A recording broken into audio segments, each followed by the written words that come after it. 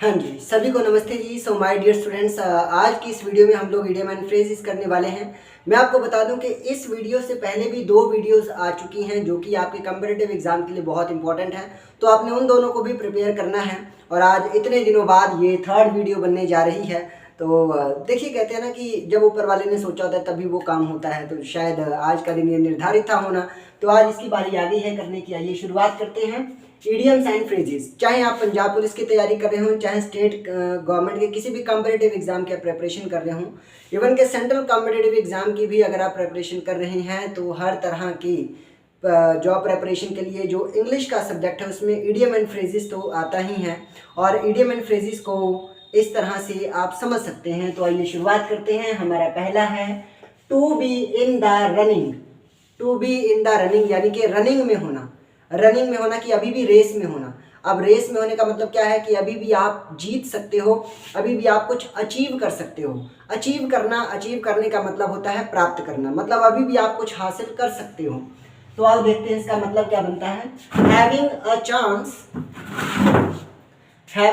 Chance of being successful, यानी कि chance का होना, सक्सेसफुल होने के चांस का होना, यानी कि अभी भी अवसर है कि आप जीत सकते हो या सक्सेसफुल हो सकते हो। मैंने आप लोगों को एक बात बताई थी कि किसी भी प्रीपोजिशन के बाद अगर कोई वर्ब आए तो वो आईएनजी में रहती है।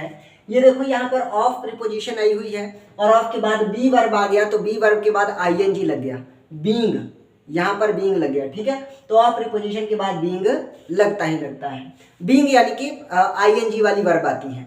आगे देखो, सेकंड नंबर है थ्रो द कोल्ड वाटर, यानी कि ठंडा पानी किसी पर फेंकना। मतलब मान लो कोई इंसान है, बड़ा ही गुस्से में है, बड़े ही गर्म स्वभाव का है, और उस पर ठंडा ठंडा पानी डाल दो तो वो क्या हो जाएगा, डिस्करेज हो जाएगा, यानी कि शांत हो जाएगा।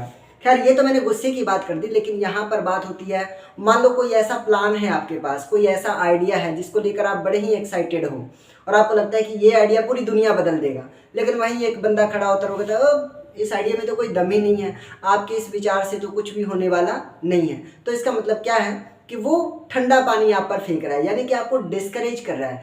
डिस्करेज का मतलब होता है किसी को निराश करना, किसी का हौसला तोड़ देना। आप कहते हैं ना, किसी का हौसला तोड़ देना। भी एक तो तुसी एक्साइटेड हो, वो कहता भी नहीं ये तो ही फालतू है, बेकार है। ठीक है, तो वो की करे, मतलब डिस्करेज कर रहे हैं। तो थ्रो द कोल्ड वाटर मतलब टू डिस्करेज समबडी। एसबी मतलब समबडी, मतलब किसी व्यक्ति को या किसी को डिस्करेज करना, निरुत्साहित करना, निराश करना, किसी को, किसी का हौसला तोड़ देना। आगे देखो, हैल्सियन डेज। हैल्सियन, HALCYON, हैल्सियन डेज, इसका मतलब होता है आपकी ज़िंदगी के बीते हुए वो दिन जो बड़े ही खुशनुमा थे। मतलब जिन दिनों में आप बहुत खुश रहा करते थे, उन दिनों की जब बात होती है आपके गुजरे हुए कल में, यानी कि पास्ट में आपके जो खुश भरे दिन थे, उन दिनों को कहते हैं हैल्सियन डेज। आगे देख लेते हैं, happy days in the past, यानी कि happy days in the past, बीते हुए समय में खुशी के दिन। फिर देखो, wears heart on her sleeve.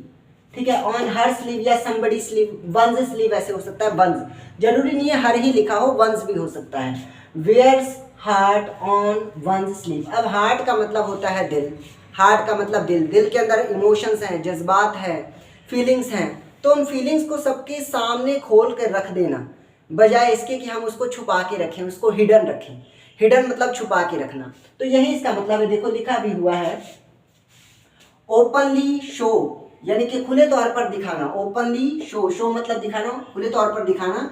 Emotions rather than keeping them hidden, है ना, खुले तौर पर अपने इमोशंस दिखाना बजाय इसके, रेदर दैन मतलब बजाय इसके कि कीपिंग दैम हिडन, कि उन्हें छुपा कर रखना। हिडन मतलब छुपा कर रखना। ठीक है, कीप मतलब रखना, हिडन मतलब छुपा कर। तो अपने इमोशंस को छुपा कर रखने की बजाय खोल कर सबके सामने रख देना, उसे ही कहा जाता है wears heart on one's sleeve. वैसे वंस स्लीव होगा ज़्यादा सही है, यहाँ हर स्लीव लिखा था तो हमने हर स्लीव ही रख दिया है।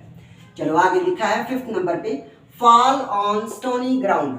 स्टोनी का मतलब हो, स्टोनी वर्ड बना है स्टोन से, यानी कि पत्थर से। स्टोन मतलब पत्थर और ग्राउंड मतलब जमीन, मतलब पत्थरीली जमीन, ऐसी जमीन जो पत्थर जैसी हो, मतलब हार्ड हो, सख्त हो। तो कह रहे हैं फॉल ऑन। अब ऐसी सख्त जमीन पर अगर आप फॉल हो जाओगे, फॉल मतलब गिरना, ऐसी सख्त जमीन पर आप गिरोगे तो आपको ऑब्वियस सी बात है आपको चोट ही लगेगी ना, मतलब आपका कुछ ना कुछ नुकसान ही होगा, आपका कुछ नेगेटिव ही होगा। तो इस इडियम एंड फ्रेज का मतलब भी कुछ ना कुछ नेगेटिव ही है। क्या है मतलब? टू बी इग्नोर्ड, यानी कि इग्नोर किया जाना, भी आपको इग्नोर किया जा रहा है कि आप में कोई दम ही नहीं है या कोई बात ही नहीं है, मतलब किसी को इग्नोर करना। टू बी इग्नोर्ड और बैडली रिसीव्ड, बैडली रिसीव्ड मतलब बहुत बुरे नतीजे निकलना, बहुत बुरे परिणाम होना, या टू बी इग्नोर्ड हम ऐसे भी कह सकते हैं। वैसे अगर इसकी कोई नेक्स्ट लाइन आप कहना चाहें तो आप ये कह सकते हैं कि हैड लिटिल सक्सेस। अगर आप किसकी कोई और बात भी कहना चाहें ना तो आप कह सकते हैं हैड लिटिल, LITT यानी लिटिल सक्सेस, SUCCESS सक्सेस। तो थोड़ी सी सक्सेस मिलना। अब देखो ना, आपने देखा होगा कि कुछ लोग फर्स्ट आते हैं, फर्स्ट आने वालों का नाम सब याद रखते हैं, सेकंड आने वालों का भी नाम लोग ऑलमोस्ट याद रख लेते हैं, थर्ड आने वालों का भी कुछ कुछ लोग नाम याद रखते हैं, लेकिन उससे नीचे जो लोग रहते हैं, हालांकि पेपर क्लियर उन्होंने भी किया है लेकिन उनका नाम जल्दी कोई याद नहीं रखता, तो उन्होंने भी पाया है लेकिन लिटिल सक्सेस पाई है, तो आप कह सकते हो हैड लिटिल सक्सेस, ठीक है, या हैव लिटिल सक्सेस, ये भी हो सकता है। तो उम्मीद है कि ये पांचों के पांचों इडियम एंड फ्रेज आपको बहुत अच्छे से प्रिपेयर हो गए होंगे। ये हमारा पार्ट 3 था, और अगर इसमें से कोई भी बात आपको ना समझ में आई हो तो आप इस नंबर पर संपर्क कर सकते हैं, या फिर कमेंट बॉक्स में अपने कमेंट लिखकर क्वेश्चन भी कर सकते हैं। ठीक है जी, मैं साइड हो जाता हूँ अगर आप स्क्रीनशॉट लेना चाहें तो। So thank you everyone giving me your precious time, thank you so much. अगर आपको पढ़ाने का ये तरीका वाकई बहुत अच्छा लग रहा हो तो आप don't forget to like share and subscribe this channel. Thank you everyone giving me your precious time. जय हिंद, जय भारत।